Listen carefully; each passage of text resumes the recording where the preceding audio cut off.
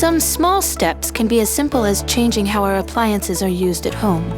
Because home is where every one of us spends our everyday and take our small actions to make a change.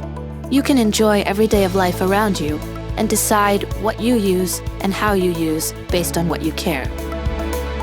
The things we use every day at home can be our first steps towards our contribution for energy saving, while your smartphone tells you how they're being optimized for less energy. You can save energy with SmartThings Energy by choosing to use more efficient modes or cycles, and automatically reduces energy consumption by avoiding peak hours. But what your things at home are made with is as important as how you use them. We make durable products and offer extended warranties for the important components of our home appliances.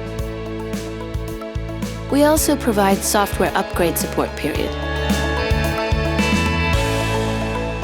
But what can technology do better?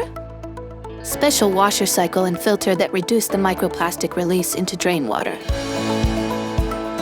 A high-efficiency 13cc compressor and Peltier element work separately or together to enhance efficiency. And washable filters for your air purifiers to reduces the need for filter replacement. Can we also make them easier to access and use?